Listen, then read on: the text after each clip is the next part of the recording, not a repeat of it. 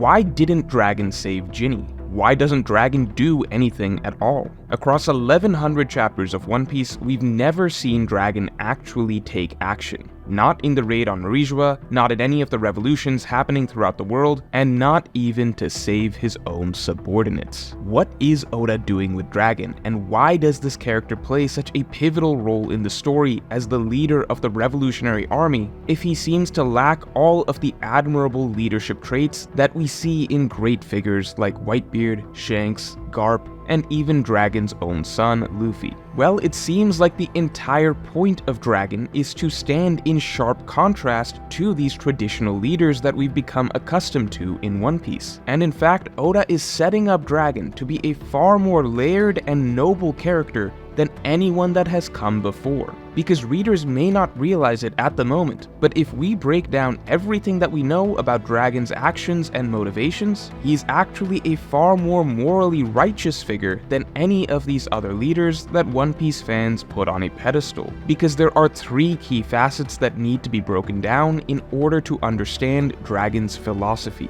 the unique character type that Dragon is molded after, the true concept of the revolutionary army, and the backwards nature of morality that we've been fed in the story so far. But before we get into it, make sure to subscribe. And I want to shout out Surfshark, the sponsor for this video. Surfshark is a VPN that I use, and I recommend that everyone should use a VPN when you're online. When you're online, you are at risk of having your data being acquired by companies or cybercriminals. But with Surfshark VPN, my data is encrypted. That means that I am essentially completely invisible online, so no one can get my data, no one can track what I'm doing, even Surfshark itself does not know what I'm doing online. Not to mention, all ads and all malware are blocked for me as well. And the best part is, with Surfshark VPN, I can change my location online to anywhere that I want on the globe, meaning that I can virtually travel to other countries and get instant access to all the free movies, TV, sports, etc. that they have available for streaming that isn't available in my country, the United States. Surfshark even has a library where you can check out all of the shows that you could get free access to from streaming services in each country by swapping your location to them. So you get a ridiculous amount of new options for free viewing with Surfshark VPN. And the best part is, you can get a huge Surfshark Black Friday deal right now. Just enter promo code MORGE to get up to 6 additional months for free at surfshark.deal/morge. Just hit the link in the description below. So that aside, to begin with, I think many readers, including myself, initially viewed Dragon through the lens of being Luffy's father. Luffy is the embodiment of freedom, so of course it's fitting that Luffy's father turned out to be the greatest freedom fighter in the world.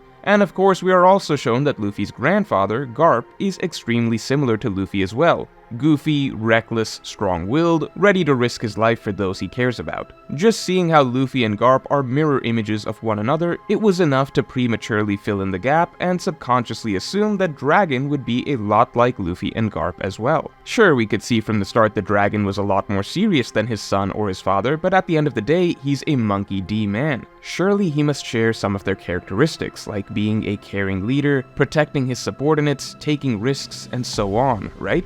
Well, no. As it turns out, the further we go, Dragon is actually meant to be the opposite of his father and his son in most ways. Whereas Luffy and Garp seem to represent freedom in its most simplistic essence, simply choosing to do whatever they want and thereby living freely, Dragon is actually a contemplative thinker, often hinting at a much deeper philosophy and critical eye through which he views the nature of the world and the pursuit of freedom. Whereas Luffy and Garp will often charge in recklessly without a plan, Dragon is the ultimate strategist, devoting decades of his life to orchestrating an elaborate plan to overthrow the world government in one final move, and it seems that he is never going to rush in until the time is right. Whereas Luffy and Garp are silly and whimsical in many ways, Dragon has always been portrayed as an absolutely stoic, determined figure, with Oda never making an effort to endear him to the reader with charm or humor. And finally, of course, where Luffy and Garp would go to the ends of the earth to save a single loved one, Dragon seems to not even consider making such a sacrifice. When it comes down to it, the only thing that Dragon truly has in common with Luffy and Garp is the drive for freedom and an unstoppable force of will. This positions Dragon as an entirely different type of character, not an older version of Luffy, but rather a contrasting hero paralleling Luffy in the final saga. That's what makes Dragon so interesting, because we've seen this character type before. As I've pointed out in many past videos, Oda loves to fall back on this trope of islands that are going through rebellions or revolutions always being led by one hardened, grizzled, stoic male leader at their helm. Be that Koza in Alabasta, Kiros in Dressrosa, or even Gen in Arlong Park. This is the figure we usually see as the hero of the people, until of course Luffy is the one who ultimately finishes the job. However, the most notable example, and the most pivotal role ever played by one of these traditional revolutionary leaders, was Wiper in Skypiea.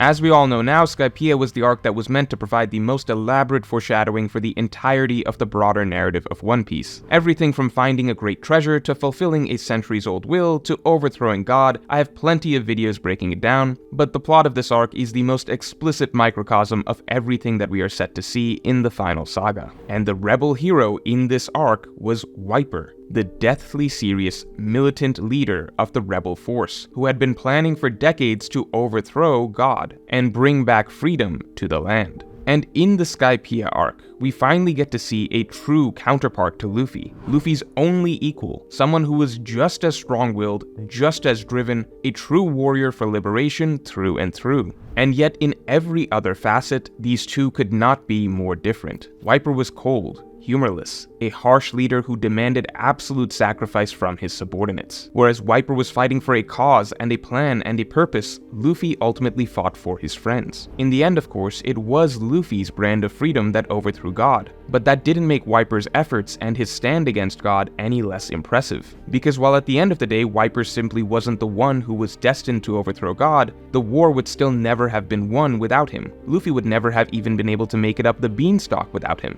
And most importantly, Wiper's character provided a contrast to Luffy's that helped shape the ideas of the arc.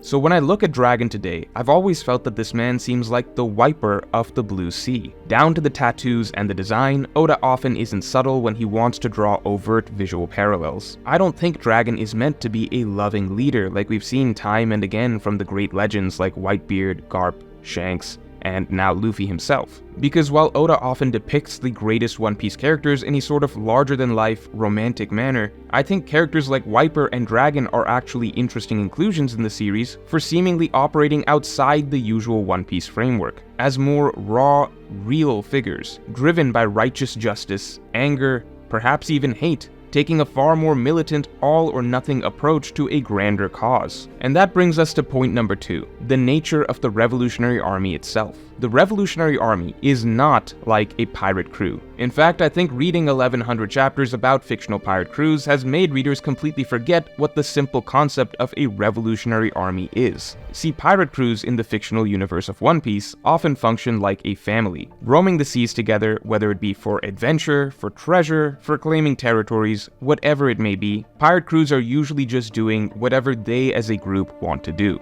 There's no real agenda or greater cause. In fact, many pirates seem to join crews in the first place specifically to find a home. But a revolutionary army is the exact opposite. The point of joining a revolutionary army is to help win a revolution. The organization solely exists to accomplish that goal. When people join the Revolutionary Army, it's not to help out other Revolutionary Army members, it's to free all the innocent people in the world. Yes, there is a camaraderie that clearly develops over time, the commanders all became close to Kuma, Sabo and Koala are close, and so on, but the whole point of joining this army was to fight for innocent people. Everyone is signing up to give their lives to save the world, especially when it comes to the leader, Dragon. It seems like he in particular is all business when it comes to orchestrating the revolution. We have gotten a lot of hints that he does not get that close to his subordinates. When it was first revealed that Dragon had a son, most of the Revolutionary Army members were shocked, because many of them found it hard to believe that their mysterious leader really was human like the rest of them.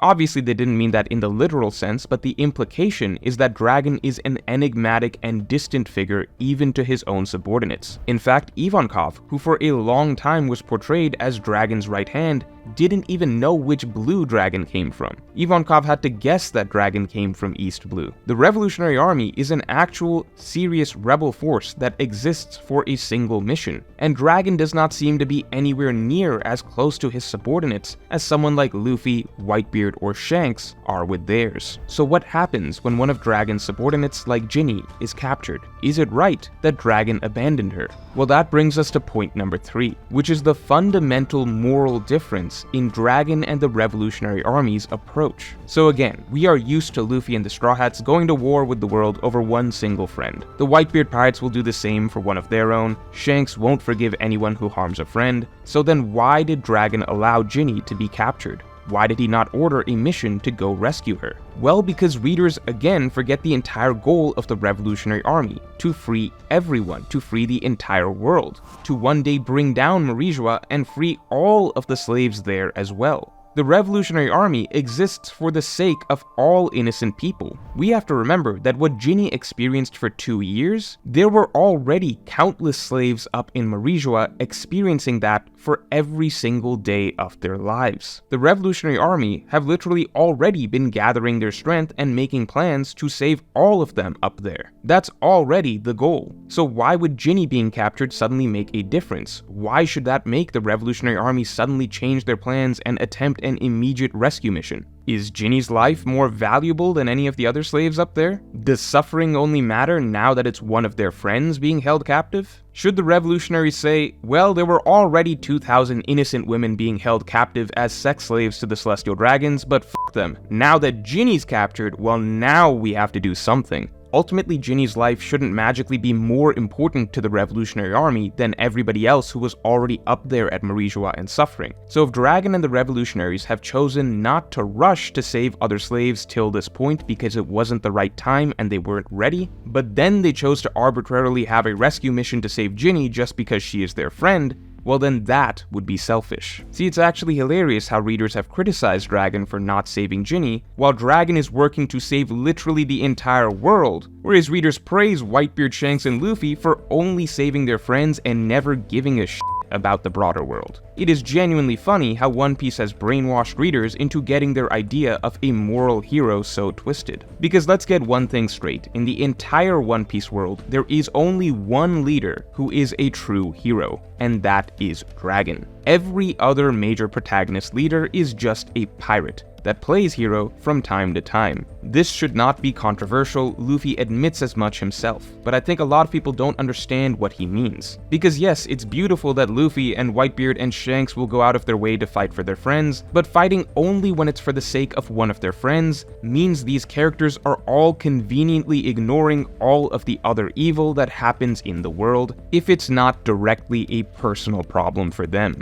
Perfect example is at Sabaody. It was beautiful seeing Luffy punch a Celestial Dragon, but Luffy only punched that Celestial Dragon because he was hurting Luffy's friends. Remember, this was not the first time Luffy had seen the cruelty of the Celestial Dragons. Luffy had already seen what they are. Luffy saw just a few chapters ago that they enslave people and murder people. And while Luffy didn't like seeing that slave was not Luffy's friend, therefore Luffy ultimately let it go. That is the moral code that Luffy has always lived by. From the very start of the story, he says he would not have fought to protect Syrup Village if not for Usopp. He would not have helped Kokoyashi Village till Nami asked him for help. Luffy only fought Wapol because he took a liking to Chopper. Luffy specifically fought for the sake of Alabasta only because Vivi was fighting for Alabasta. Luffy defeated Enel to make sure Cricket could hear the ringing of the bell. Luffy defeated Doflamingo because Rebecca gave him food. Luffy wasn't going to aid Wano until Momonosuke specifically asked him to. This is always who Luffy has been. He will move heaven and earth for the ones that he cares about, but he is never going to go out of his way traveling island to island, saving people just for the hell of it. Now, let me make a huge note here that because Luffy is ultimately an extremely kind-hearted person, usually all it takes is one friend to get Luffy initially involved in a conflict, but then once Luffy's in, Luffy's empathy usually extends to all the innocent citizens of the island in general. We especially see this in Wano, for example, where Luffy doesn't want to help just Tama, but all little kids like her. And by the end, he wants to help all the samurai as well. But the point is that's not Luffy's initial imperative. Luffy's main focus is always going to be on having a good time going on his adventures, and he's not going to bother with broader evils and injustices unless it starts to to actually hit close to home. He's gonna look out for his own friends and loved ones first and foremost, simple as that. Same as Whitebeard, same as Shanks. All these characters who readers place on such a pedestal for the lengths that they'll go to for their friends, guess what? None of them hold a candle to Dragon and what Dragon has been trying to do his entire life. Because being selectively altruistic like the pirates are is not true heroism.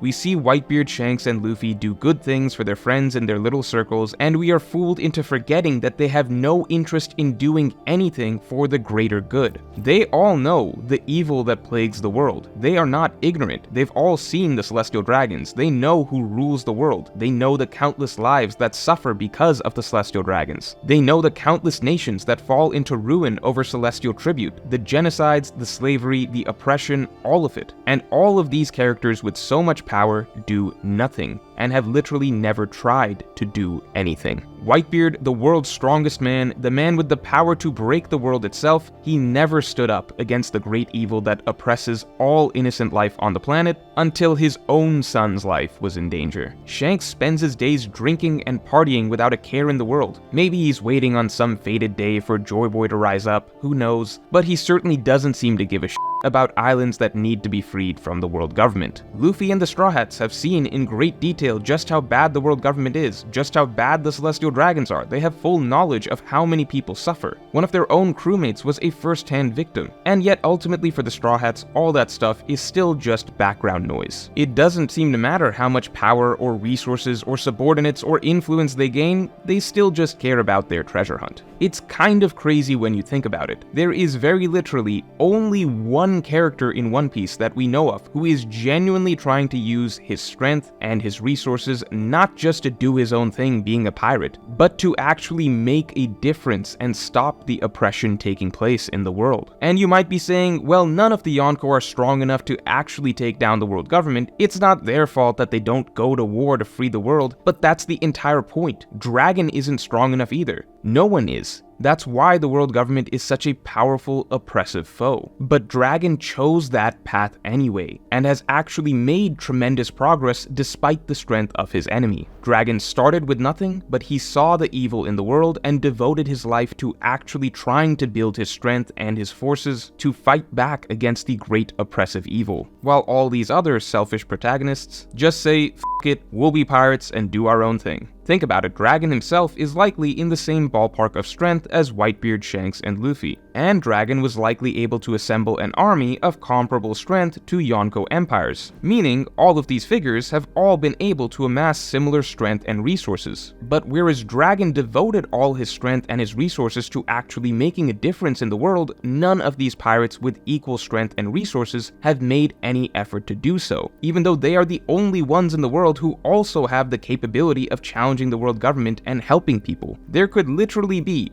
4 revolutionary armies fighting the world government at this point. But unfortunately, only one of these Yonko level figures actually cared to use his strength and drive for good. So at the end of the day, it is funny how reading only from one perspective, the pirate's perspective, can warp readers' moral compasses to the point that we actually commend selfishness of only taking actions for one's friends, and then criticize very literally the only character in all of One Piece that has spent his life actually trying to help the world. Readers will praise Whitebeard, Shanks, and Luffy for risking their lives to save their precious friends, while otherwise never using their strength and resources to help the other countless millions suffering at the hands of the Celestial Dragons, while on the other hand, Dragon will sacrifice a single friend and instead remain focused on saving the countless millions of innocent people suffering at the hands of the Celestial Dragons, and readers think he's the one who sucks. Crazy how Oda's gotten us so wrapped up in this kid's treasure hunt that we've forgotten our basic moral compass. While Luffy does a phenomenal job playing the role of a hero from time to time,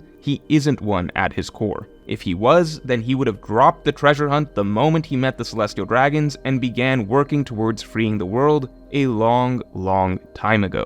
I am not using this to critique Luffy's character. The point is that this very nature of Luffy is what makes One Piece so refreshing. We are not bound to following some heroic cause, rather we get the unbound adventure of following a free-spirited character who will fight for good when he feels like it. That's perfect. One Piece is much better that way with that type of unique protagonist. But just don't use Luffy as a paragon of righteousness and morality because he isn't. We've already seen that he will value one person that he cares about over millions of innocent lives without a second thought. There is only one true heroic leader in One Piece, and that is Luffy's father. So put some respect on Dragon's name, because with all the evil and cruelty that the Celestial Dragons have been shown to commit throughout the world, at some point you've got to be asking, why is it that only one character in all of One Piece had the actual backbone to step up and do something about it? So let me know your thoughts on Dragon in the comments below, and if you enjoyed this video then definitely like and subscribe. And if you want to hear why logistically the revolutionaries couldn't have saved Ginny, then you can listen to my Extended Thoughts podcast on Patreon. Link in the description below. And remember to get your Surfshark Black Friday deal. Just enter promo code MORGE to get up to 6 additional months for free at surfshark.deal/morge. Link in the description below.